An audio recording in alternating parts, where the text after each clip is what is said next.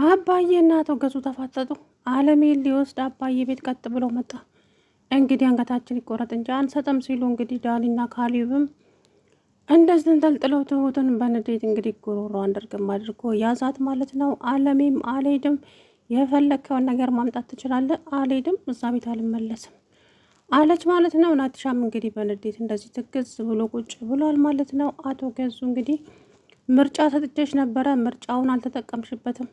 ስለዚህ ከዚህ በኋላ ለሚመጣብሽ ነገር አንቺ ነሽ ተጠያቂ አላት። ትሁትን እኔን ተወኝ እባክህ ተወኝ፣ የኔን ተወኝ፣ የራሴን ህይወት ልኖርበት፣ እኔን ከዚህ ነገር ውስጥ አስወጣኝ። ሰውዬ ምን ሆነሃል አለችው። አርፈሽ የምትቀመጭ ከሆነ ተቀመጭ፣ በማያገባሽ ነገር ገብተሻል። ስለዚህ ከዚህ ነገር ውስጥ እንደምትወጪ እንግዲህ አንቺ ነሽ የምታውቂው እያለ እንግዲህ ያዙ ይልቀቁኝ አለ ማለት ነው አቶ ገዙ። ካሌብም ደግሞ አስጠነቀቀው አቶ ገዙን። ትሁት ላይ ሁለተኛ አንድ ከፍ ያለ ቃል እናገራለሁ ምትል ከሆነ እመነኝ ዋጋ አስከፍልሃለሁ፣ አልለቅህም አለው። ጭራሽ ታስፈራራኛለህ እንዴ ሲለው፣ አዎ ነግሬሃለሁ፣ በማይመጣ ነው የመጣኸው፣ ስለዚህ ብትጠነቀቅ ነው የሚሻልህ አለው። አንድ ሁለት ሲባባሉ እንግዲህ ነገሩ እየከረረ ሄደ ማለት ነው። ከዛም ተመልሶ ወደ ቤቱ ሄደ። ቤቴን ደግሞ እጅን ሴትዮ ከዚህ ቤት እንድታመልጥ ያደረግሽው አንቺ ነሽ አይደለ ብሎ እንደገና ወደ እሷ ዞረ ማለት ነው። ሰውዬ ያመሃል እንዴ? እረፍት እያደረግክ ወደ እኔ የምትመለሰው? እኔ ምንም አውቀው ጉዳይ አለ ታውቂያለሽ? ቤቲ ከዚህ ሁሉ ጀርባ ያንቺ እጅ አለበት። እማላቅ ይመስልሻል እንዴ? አንቺ ነሽ ይሄ ሁሉ ነገር ያደረግሽው ሲል እንግዲህ ያዙ ይልቀቁኝ አለ። ተወኝ እባክህ፣ የራስህ ጉዳይ ነው። እኔን ግን ከዚህ ነገር ውስጥ አስወጣኝ። አልበዛም እንዴ? ምንድን ነው ሁልጊዜ ያዙ ይልቀቁኝ ማለት? እባክህ የራስህ ጉዳይ ነው ተወኝ አለችው። አይ እንደዚሁማ አልተውሽም፣ እውነቴን ነው የምልሽ፣ ለእያንዳንዱ ነገር ዋጋ ትከፊበታለሽ አላት። ከዛ በኋላ ቆይ ምንድን ነው የምትፈልገው ከኔ ምንድን ነው የምትፈልገው ስትለው፣ የዛን ቀን ቢሮ መተሽ አንቺ ነሽ አይደለ ሁሉንም ነገር ነገርኩሽ፣ አለሜ ዛሬ ትወገዳለች የመጨረሻ ቀኗ ነው ስልሽ ለምን ምናምን ብለሽ አንገራግርሽ። ከዛም ወደ ቤት መተሽ እሷ ጋር ሄደሽ ዛሬ የመጨረሻ ቀንሽ ነው ልሰናበትሽ ነው የመጣሁት ብለሽ አልሻት። እሷም ዝግጅት አደረገች። ትሁት ጋርም ሄደሽ እንደዚህ አይነት ነገር ምልክት ሰጠሻት። ስለዚህ ምክንያቷ አንቺ ነሽ አለም ከዚህ ቤት ማምለጧ። አሁን በአለም ቦታ አንቺን ዋጋሽን ሰጥሻለሁ አያት ማለት ነው። ተወኝ በእናትህ የራስ ጉዳይ ነው። እኔ በጣም ብዙ የሚያሳስቡኝ ነገሮች አሉብኝ። ሰውዬ ጤና የለህም እንዴ? አርፈ የምትቀመጥ ከሆነ ጭራሽ ይህን ታስፈራርኛለሽ እንዴ?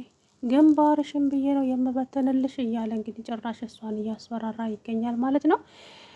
ትሁትም ደግሞ እንግዲህ ያው እንደፈረደባት ወደ ባሻ ናት፣ ማልቀስ ነው ስራዋ። ካሌብ ደግሞ ለምንድን ነው የምታለቅሽው? እንዳታለቅሽ ትሁት፣ ምንም ይፈጠር ምን እንዳታለቅሽ። ስለዚህ እስኪ የሚመጣውን አብረን የምናየው ይሆናል። ይሄ ሰውዬ ግን ማን ነው? ምንድን ነው ይሄን ያክል እሱ የሚፈራው?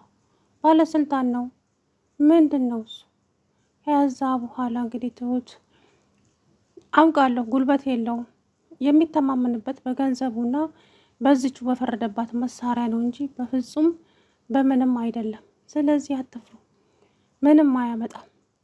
አሁን ልጄን ቀጥ ብሎ የሚመልስልኝ ከሆነ ይመልሳል፣ አለዛ የቁም ስቃይ የማሰቃየው እኔ ራሴ ነኝ አለች ትሁት። ከዛ ትሁት እባክሽ እስካሁን መስዋዕት የከፈልሽው ይበቃሻል፣ ከዚህ በኋላ ግን ተጠንቀቂ ትሁት፣ ይሄ ሰውዬ አደገኛ ነው፣ ቤት በኩል አታስብ፣ እኔ ራሴ እንዴት እንደምወጣ እኔ ራሴ ያውቃለሁ። በጸባይ ልጄን የሚሰጠኝ ከሆነ ይሰጠኛል፣ አለበለዛ ግን ከባድ ችግር ነው የሚፈጠረው እያለ እንግዲህ ያዙ ይልቀቁኝ አለ ማለት ነው። አባዬም ደግሞ በአክብሮት ከዚህ ቤት ውስጥ ውጣልኝ፣ እኔ ምንም አይነት ጸብ አልፈልግም። አይ የምትል ከሆነ ግን እመነኝ አቶ ገዙ፣ እውነት የማታውቀኝ ነው የምሆንብህ። ስለዚህ በጸባይ ውጣ፣ የማንንም ተጨማሪ ኃይል ሳልፈልግ እኔ ራሴ እጋፈጥሃለሁ አለው። ከዛ በኋላ እንግዲህ አንድ ሁለት እየተባባሉ አሁን እሺ እንዴት ነው የምናደርገው? ምን እናደርግ? ምን ልታደርግ ፈልገ ነው? ምንም፣ ግን አንድ የምነግር ነገር ቢኖር ስነ ስርዓትህን ይዘህ እንደተከበርክ እንድትኖር ነው። አይ የምትል ከሆነ ግን እመነኝ አልለቅህም አለው። ከዛ በኋላ እንግዲህ አምላኬ ድረስ ጭራሽ እኔ ነው እያስፈራራኝ ይገኛል እኮ የማይረባ ሰውዬ፣ እመነኝ እኔ ዋጋ አስከፍልሃለሁ እያለ ድጋሚ ፉከራውን ቀጠለ። አሁን ከዛ በኋላ እንግዲህ አቶ ገዙ ወደ ቤት ተመለሰ፣ ወደ ቢሮ ሄደ። እንግዲህ ወደ ቢሮ ሲመለስ ናቲ ቀድሞ ሄዶ ከቢሮ ውስጥ እሱ የሚፈልገውን ፋይል ወስዶበታል። ያንን ፋይል ሲፈልግ አቶ ገዙ አላገኘውም። ወዲያ ቢያገላብጥ ወደዛ ወደዚህ ቢመልስ ወደዛ ምንም አይነት ፋይል አላገኘው።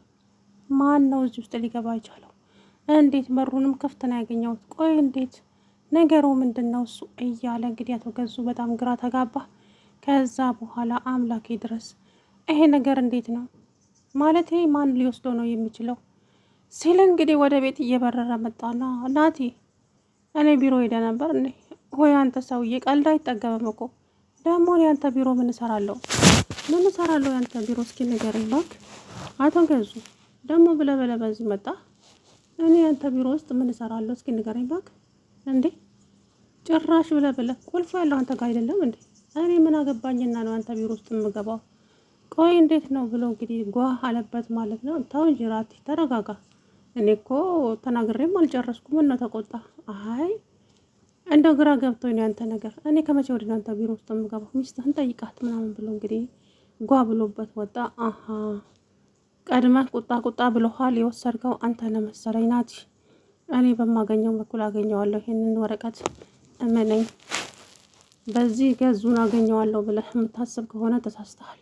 ለእያንዳንዱ ነገር ግን ዋጋ ትከፍላለህ ብሎ እንግዲህ ዛቻውን ቀጠለ ማለት ነው። ከዛም በኋላ እንግዲህ አቶ ገዙ በጣም ተናደደ። ምሳ ብላ ሲባል አልበላም ማለት ነው። ወይም ደግሞ እንግዲህ አገር ቤት ደውላ ያው ልጇ እንግዲህ አልተመለሰችም። እህቷን በጣም ተቆጣቻት። አባቴ ባንቺ ምክንያት በሽተኛ ሆኗል። አንቺ ነሽ ደግሞ ምክንያቱ። የማትገቢበት የለም ወይ አትወጭ ወይ አርፈሽ አትቀመጪ። ይሄ ሁሉ የአንቺ ጦስ ነው። አባቴ ለተማም ያደረገው ብላ እንግዲህ ተቆጣቻት። እባክሽ እህቴ አንቺ እንኳን ልትረጂ ሞክሪ እንጂ። ቆይ ለምንድን ነው ሁላችሁም እኔ ላይ የምትለው? ዝም በይ ትሁት፣ ምንም የምረዳሽ ነገር የለም። አፍሽን ዝጊ። ከዚህ በኋላ ግን የኔና ያንቺ ነገር ማብቂያው ነው የሚሆነው። ምንም አይነት ትዕግስት የለኝም ስላንቺ ከዚህ በኋላ አለቻት። እህቴ ቆይ ምን ላደርግሽ? ቆይ እሺ እንዴት ልሆን? አላቅም እንዴትም ሆኜ ግን ከዚህ በኋላ እህቴ ምናምን ብለሽ ወደ እኔ እንዳመጪ። ልጅሽን እስካላስመለሽ ድረስ ትመለሳለች። በቃ በእኔ ጣይብኝ አለቻት። ከዛ በኋላ እንግዲህ ስቅስቅ ብላ አለቀሰች። ምን ሆነሽ ነው? ልጅሽ ናፈቀችሽ እንዴ? እያለ ያፌዘባት አቶ ገዙ ዝም አለችው።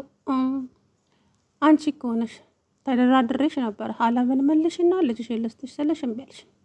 ግን አታስቢ፣ ልጅሽ በጣም ደህና ናት፣ ምንም አታስቢ። ግን ምን ውካባ ምናምን ነገር ፈጥራለሁ የምትይ ከሆነ ደግሞ ያው ስቃይዋ ይቀጥላል አላት። በጣም ተናደደች። አንተ አረመኔ፣ አንተ ጨካኝ ሰውዬ፣ ቆይ ምንድን ነው የምትፈልገው? ቆይ ለምንድን ነው ከህይወቴ ውስጥ የማትወጣው? እያለች እንግዲህ ትሁት ያዙ ይልቀቁኛለች። እሱም ደግሞ እንግዲህ አይ ዝም ብለሽ አትንጣጪ ወይዘሮ ትሁት፣ የምልሽን ብቻ አድርጊ። አይ የምትይ ከሆነ ግን ያው ነገሩ እየቀጠለ ነው የሚሄደው እየከረረ እንጂ ምንም። ስለዚህ በተጠነቀቅ ይሻልሻል አላት። አባዬ ጋር ደወለችና አባዬ ምን ይሻለኛል? የማልወጣው ነገር ውስጥ ገብቻለሁ። ይሄ ሰውዬ ቆይ እንዴት ባደርገው ነው ከሱ የምፋታው? አባዬ ግራ ገባኝ እኮ ይሄ ሰው ቆይ ልጄ ምን ሊያደርግብኝ ፈልጎ? ትሁት እኔ ከመጀመሪያውኑ ነግሬሻለሁ። ይሄ ሰውዬ በፍጹም ሊለቅሽ አይችልም። ይሄንን ነገር ደግሞ አንዴ ሁለቴ ሶስቴ ደጋግሜ ነግሬሻለሁ። አለምን ከዛ ቤት አስወጣታለሁ ስትይኝ ልጅሽስ አንቺን የምትናፍቅ ልጅ አለችሽ እኮ ለምን እንደዛ ታደርጊያለሽ? ትሁት ልጅሽን ለምንድን ነው መስዋዕት የምታደርጊው ብዬ ስልሽ ምንድን ነው ያልሽኝ? አሁን ደግሞ ያዙ ይልቀቅኝ ትያለሽ። ትሁት እባክሽ ወደ ራስሽ ተመለሽ፣ እኔንም ግራ አታጋቢኝ እንጂ አላት። አባዬ ይቅርታ ስላስቸገርኩ ይቅርታ፣ ግን ደግሞ አለም ተመልሳ እዛ ቤት ውስጥ እንድትገባ አልፈልግም። አባዬ እባክህ ተረዳኛለች። እኔ እኮ ሳልረዳሽ ቀርቼ አይደለም ትሁት፣ ግን ያንቺ ስቃይ በዛ፣ በጣም በዛ ስቃይሽ። ስለዛ ብዬ ነው ልጄ። ስለዚህ አይ ይሄን ስቃይ እወጣዋለሁ፣ ሁሉንም እችለዋለሁ። አለምም እዚህ ቤት ውስጥ አትመለስም የምትይ ከሆነ አሁንም ምርጫው ያንቺ ነው። እኔ ምንም ልልሽ አልችልም። ግን እንደኔ በቃ አላቅም፣ እናትና ልጅን አገናኝተሽ አንቺም ልጅሽን ማግኘት አለብሽ። ልጁ እንዲረዳሽ አድርጊ አላት። ልጁ እንዴት አድርጎ ይረዳኛል አባዬ? እንደምንም ብሎ ሊረዳሽ ይችላል፣ ቃል ገብቶልኛል። እውነትና አባዬ? አዎ ቃል ገብቶልኛል ትሁቴ። ስለዚህ ልጁ በጣም ጥሩ ሰው ነው አልኩ እኮ ልጁማ በጣም ጥሩ ሰው ነው አለች። ከዛ በኋላ እንግዲህ አባዬ በጣም ግራ ተጋባ። በዛ ላይ አለም አባዬን እንግዲህ ቁጭ ብድግ እያደረገቻቸው ትገኛለች። ስቃያቸውን አበዛችሁ። አንተ ማነህ? ምንድነህ? አንተ የገዙ ሰው ነህ እንጂ እኔ ልትረዳ የመጣ ሰው አይደለም። አንቺ ሰው ምን ሆነሻል? እኔ የትሁት አጎት አባት ነኝ። ቆይ ምን እየሆንሽ ነው? እኔ የገዙ ዘመድ ብሆን ወይ የእሱ ሰው ብሆን ለምን እረዳሻለሁ? ቆይ ምን እያሰብሽ ነው? ትሎ እንግዲህ አባዬ በጣም ተናደደ። ታዲያ ለምን ልጄን አታገናኝ? ልጅሽን ዝም ብዬ አገናኝሻለሁ። እንዲ ተረጋጊ። በመጀመሪያ ደረጃ አንቺ ተረጋጊ።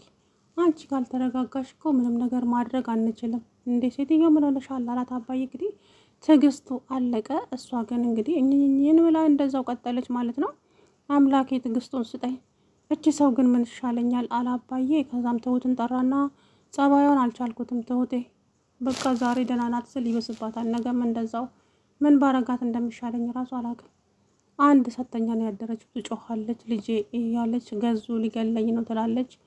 ብቻ አላውቅም ትሁት፣ እኔም ግራ ተጋብቻለሁ። አባዬ ስላስጨነቁ ይቅርታ። ይሄ ሁሉ የኔ ጦስ ነው አይደለ? የኔ ሰበብ መቼም አያልቅም። በዚህ መሀል ግን አንተን እያሰቃየው ተገኘ ትሁቴ። አንቺ ለእኔ የተሰቃየሽው እኮ ከዚህ ይበልጣል። ስለዚህ አታስቢ። አይ አባዬ እኔ እንዳልከፋብን አይደል እንደዚህ የምትለኝ፣ ግን መነኝ ሁሉም ነገር በጊዜው ይስተካከላል። ግን እስከዛው እኔም ትዕግስት አጣሁ እኮ አባዬ፣ ምን ላድርግ አለችው። አይዞሽ የኔ ልጅ ሁሉም ነገር መስመር ይይዛል። ግን እቺ ሰው ዋጋዋን ማግኘት አለባት፣ እንደዚሁማ አትቀጥልም አለ አባዬ። ከዛ በኋላ እንግዲህ እሻለች። አቶ ገዙ ጋር ደግሞ ተመልሳ ሄደች። መቼም ፈርዶባታል። ትሁት እንግዲህ ተመላላሽ ሆናለች። እሱም እንግዲህ ቁጭ ብድግ አደረጋት ባይኑ። ሰላም ውድና የተከበራችሁ የተስፋ ቻናል ቤተሰቦች እንዴት ናችሁ? አለሁ ደህና ነኝ። እንግዲህ አቶ ገዙና አባዬ ተፋጠጡ። እንግዲህ በንዴት ትሁትን ጉሮሮዋን ሲል አድርጎ ያዛት ማለት ነው አቶ ገዙ።